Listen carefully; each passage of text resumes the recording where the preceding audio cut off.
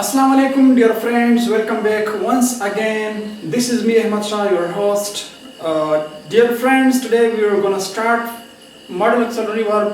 प्यारे दोस्तों, आज हम शुरू करने वाले हैं model auxiliary verbs को. As you know that we have defined verb as the any action in a sentence is called verb.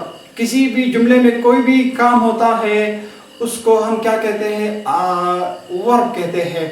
And verb has many types. Verb के बहुत सारे अक़साम होते हैं, like regular verb, irregular verb, causative verb, transitive verb, monotransitive verb, ditransitive verb, regular verb, irregular verb and helping verb and modal auxiliary verbs.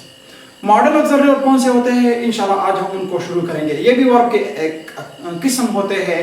और ये कौन से होते हैं? ये टोटल आपके पास क्या होते हैं? 11 दाने मॉडल ऑक्सिलरी वर्ब है और 2 दाने सेमी मॉडल ऑक्सिलरी वर्ब. कुल मिलाकर आपके पास कितने दाने होते हैं? 13 दाने होते हैं. बस 13 के अलावा और मॉडल ऑक्सिलरी वर्ब नहीं है. ये 13 दाने होते हैं. क्लियर? इनकी यूजेज होती है वो फिर बहुत वसी है. इनके जो यूजेज है हर एक के 2 2 3 3 10 10 15 15 इस्तेमाल है, वो एक अलग बात है.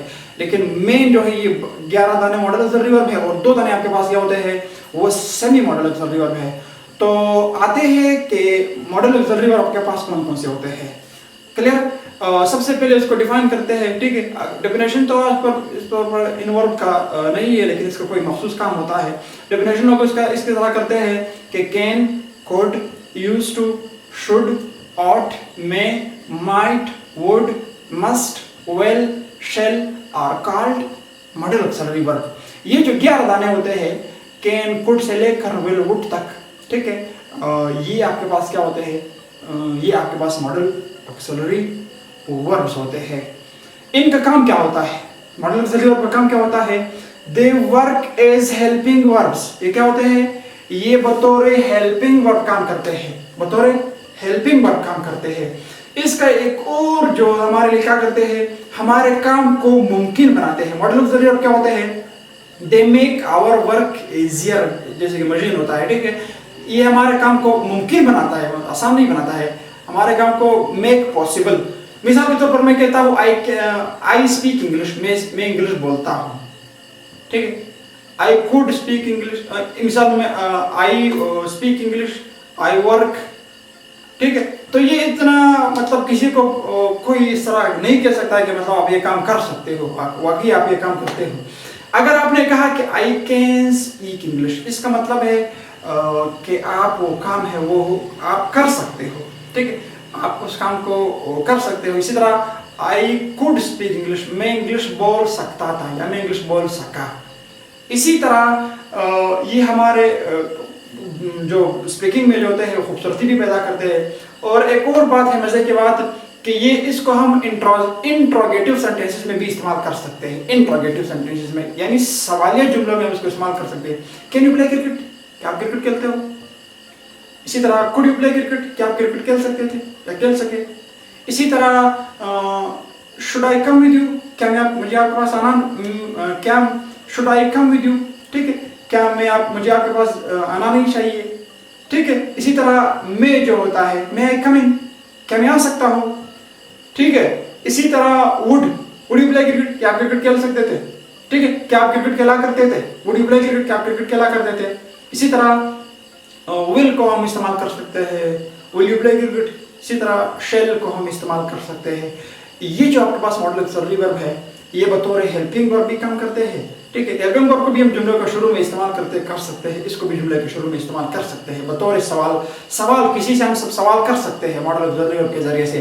और ये हमारे काम को मुमकिन बनाता है, हमारे स्पीकिंग में ब्यूटी पैदा करते हैं जो मॉडल ऑक्सिलरी वर्ब होते हैं. इनकी जो है ना अंग्रेजी ग्रामर में, अंग्रेजी जुबान में बहुत ज़्यादा अहमियत हासिल है. और ये जो अल्फाज होते हैं can, could, used to, should, ought to, may, might, इसी तरह वुड है, मस्ट है, विल है, शिल है, इसको हम बहुत ज़्यादा अपने हेल्पिंग वर्ब अब अपने स्पीकिंग में बहुत ज़्यादा उसको इस्तेमाल करते हैं. ठीक है, हम अपने रोज़मर्रा स्पीकिंग में इन अल्फाज को बहुत ज़्यादा इस्तेमाल करते हैं. क्लियर? इसी तरह इसके अलावा इन अन्य अल्फाज के अलावा ये जो मॉडल ऑक्सिलरी वर्ब होते हैं इनके अलावा 2 और वर्ब होते हैं जिसको हम सेमी मॉडल ऑक्सिलरी वर्ब कहते हैं. वो आपके पास एक क्या है? एक नीड है, दूसरा आपके पास डेयर है, डेयर. तो ये भी बाज़ औक़ात बतौर मॉडल ऑक्सिलरी वर्ब काम करते हैं बतौर नहीं करते हैं, इसी वजह से इनको सेमी मॉडल ऑक्सिलरी वर्ब कहा है। एक नीड है आपके पास, एक डेयर है आपके पास। तो ये था थोड़ा बहुत इंट्रोडक्शन मॉडल ऑक्सिलरी वर्ब का मेरे इल्म के मुताबिक। तो उम्मीद है कि आपको समझ में आया होगा, आपको ऑलरेडी भी थोड़ा बहुत आता होगा।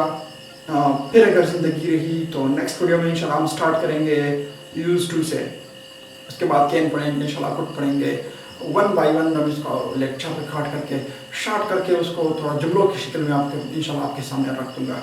जैसे कि हमने पैसिव वॉइस भी कंप्लीट किए हैं, एक्टिव वॉइस भी कंप्लीट किए हैं, बेस वन के क्लास की स्ट्रक्चर भी कंप्लीट किए हैं और बेसिक ग्रामर भी थोड़ा बहुत डिस्कस किया है।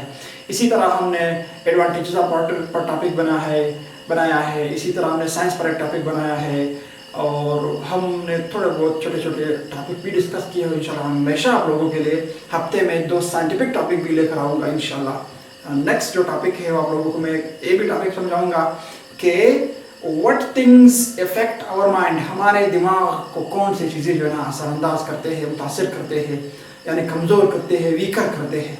क्लियर? तो आज के लिए इतना काफ़ी, फिर अगर ज़िंदगी इंशाल्लाह नेक्स्ट वीडियो में मुलाकात होगी। अल्लाह हाफिज़।